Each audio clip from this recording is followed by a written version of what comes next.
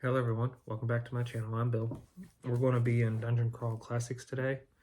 We're going to be covering hit points and damage and such, how it's tracked and whatnot. If you're familiar with D&D, Pathfinder, or any combat-oriented tabletop RPG, it's going to be similar, but we're going to read it just to figure out if there is anything different, what it is. So, damage and death. We'll also cover healing in this video. If a defender is wounded, the attacker rolls for damage. Roll the appropriate die for the weapon. If the attack was made with a melee weapon, add the attacker's strength bonus. Add other bonuses due to spells, magic items, or class abilities. Deduct this value from the defender's hit points. A successful attack always inflicts minimum of 1 point of damage, even if the attacker has a negative strength modifier. A character or monster dies when it reaches 0 hit points. So, you're going to want to not hit 0 hit points, unlike D&D or Pathfinder. So, you're going to, and even though we don't play that way, in the Labyrinth of Fantasy trips also handled that way. But me and my friends go into the negative 10s. We give them that swing. So, optional rule, use the negative 10 hit points. For your players, at least. Bleeding out. There is a chance of saving a dead character by healing him very quickly, such as with a cleric's ability to lay on hands. A 0 level character that reaches 0 hit points is irrevocably killed, but a first level character that reaches 0 hit points collapses and begins bleeding out. Such a character has 1 round in which he can be healed to prevent his death. So if you're above 0 level, you have 1 round that you go down that you can be healed to save you from dying. If he is healed on the round, he is reduced to 0 hit points, or the next round, he is healed per the results of the lay on hands. Treat his hit points starting at 0. If he is not healed before the second round, he may be permanently killed. See below. For each level past the first, the character has 1 more round of bleed before he is permanently killed. For example, a 3rd level character can be saved if he's healed within 3 rounds. Okay, so instead of them doing to negative 10, your negative would be equal to your level. And that's only if nobody sits there and wails on you. A character that was bleeding out but was saved suffers permanent physical trauma from his near fatal injuries. Anyone who is saved from bleeding out suffers a permanent loss of 1 point of stamina. Ooh, so that hurts. In addition, he gains a terrible scar from the wound that downed him, which is a cool thing to play into for your characters. Recovering the body. If the body of a dead ally can be recovered, there is a chance the ally may not be truly killed.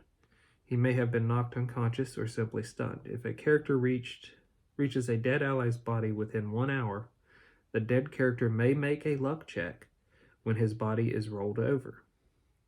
On a successful check, the dead character was badly injured but is not permanently killed, and the ally is able to keep him alive. The dead character was simply knocked out, stunned, or otherwise incapacitated. Once an ally shakes the downed character awake, he recovers to 1 hit point.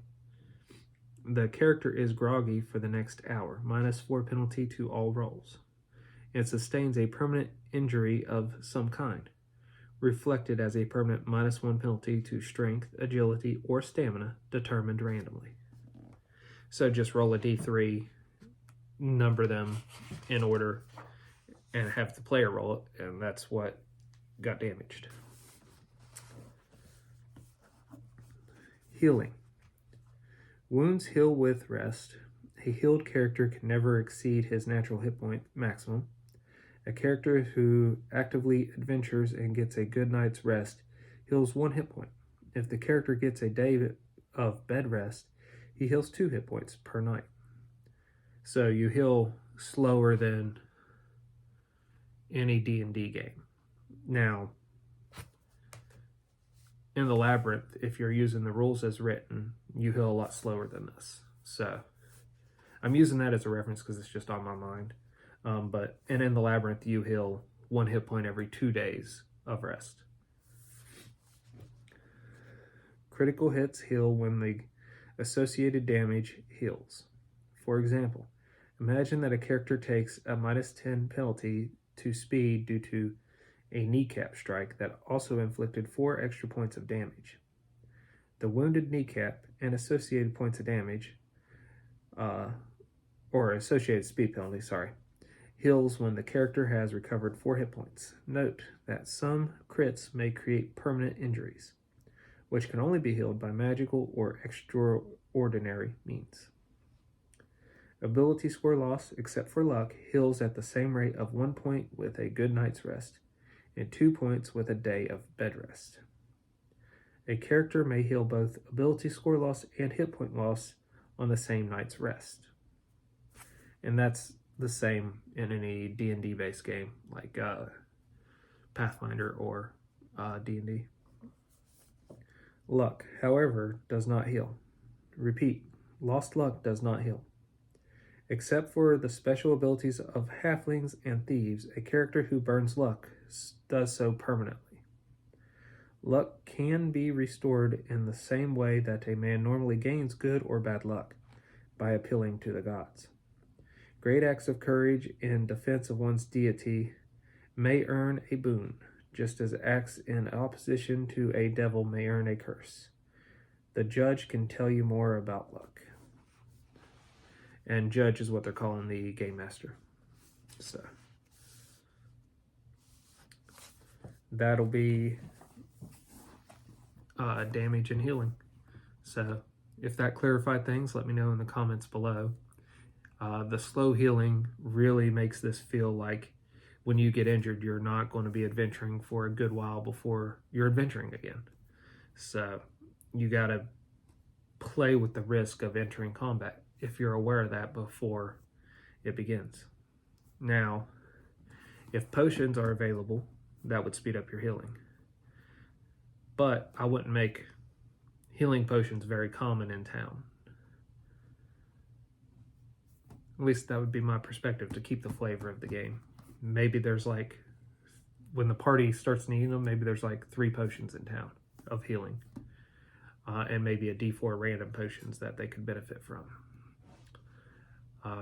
And then that only refreshes every 2 weeks or every month. So if they buy all the healing potions are gone until enough time's passed. That's at least how I'd play it. Let me know if this was useful. If you all are getting into Dungeon Crawl Classics, share this with the rest of your gaming group, or share it with your other friends if you think they'd benefit from this. Until we all game again, guys.